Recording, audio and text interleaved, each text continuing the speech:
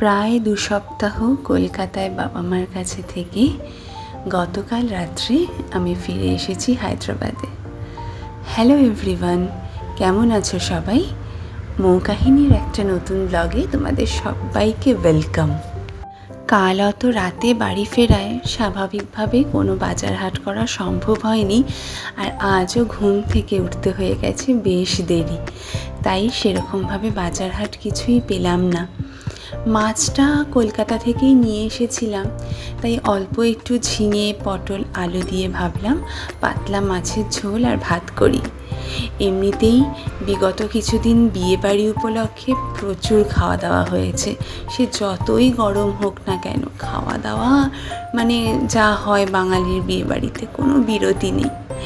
এই পটলগুলো কলকাতা থেকে নিয়ে এসেছি, হায়দ্রাবাদে এরকম লম্বা লম্বা সুন্দর কচি পটল পাওয়া যায় না, তাই অল্প করে কয়েকটা পটল নিয়ে এসেছি। হায়দ্রাবাদ থেকে যখন কলকাতা যাই তখন সেই যাওয়াটা যতটাই আনন্দের থাকে, আর যখন কলকাতা থেকে হায়দ্রাবাদ ফিরে আসি তখন সেটা ততটাই কষ্টকর।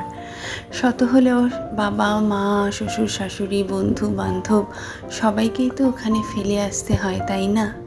তবে সব থেকে বড় কি পাওয়া জানেন তো, এই যে অল্প কটা সময়ের জন্য যাই, ভগবানের আশীর্বাদে এত ভালো বন্ধু বান্ধব পেয়েছি যারা আমার সময় অনুযায়ী আমি ওই কদিনের জন্য যাচ্ছি সেই কদিনের জন্য নিজেদেরকে ফাঁকা রেখে নিজেদের সময় বার করে, যাতে আমরা সবাই একসাথে বসে গল্প করতে পারি, জমে থাকা কথাগুলো শেয়ার করতে পারি।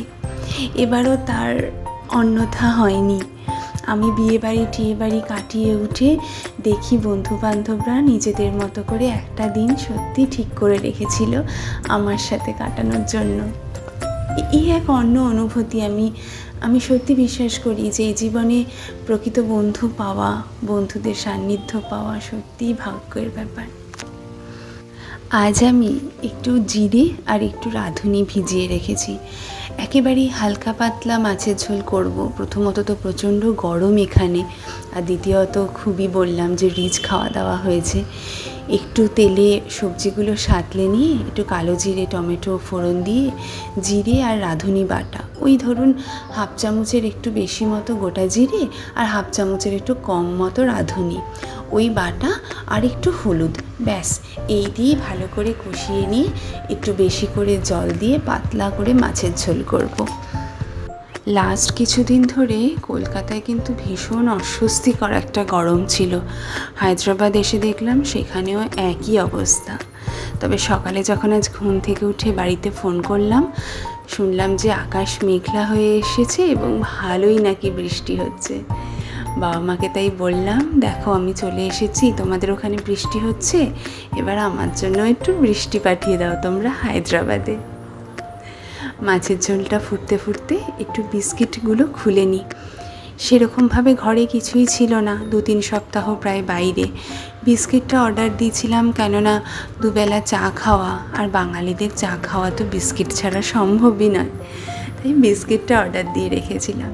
এবার ডাইজেস্টিভ বিস্কিট অর্ডার দিয়েছি, তার একটা বিশেষ কারণ আছে, সেটা পরে কোনো একদিন কোনো একটা ব্লগে আপনাদের সাথে শেয়ার করব।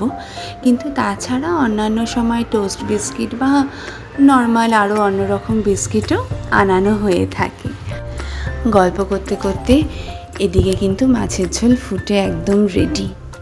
মাছগুলোকে এবার দিয়ে দেব, ব্যাস মাছগুলো দেওয়ার পরে আর 3-4 মিনিট ফুটলেই মাছের ঝোল হয়ে যাবে একদম রেডি। একা যখন বাড়িতে থাকি একেবারে রান্না করতে করতে পাশাপাশি এই টুকটাক কাজ করা, যেরকম রান্নার বাসনটা ধুয়ে ফেলা বা এরকম বিস্কিট ভরে ফেলা, টুকটাক যে কাজগুলো থাকে সেগুলো আস্তে আস্তে করতে থাকলে পরে দেখি অসুবিধা হয় না, কাজ জমে থাকে না যে রান্না করব তারপর বাসন মাজবো, এরমটা নয়। আমারও আজকে বাসন ঠাসন মাজা হয়ে গেছে, ভাতের চালও ভেজানো হয়ে গেছে। মাছের ঝোলটা থেকে যে কি দুর্দান্ত একটা গন্ধ বেরোচ্ছে আমি আপনাদের বলে বোঝাতে পারবো না। একটু তাই চেখে দেখলাম, নুন ঝাল একদম পারফেক্ট, মানে গরমের জন্য একেবারে দারুণ রেসিপি।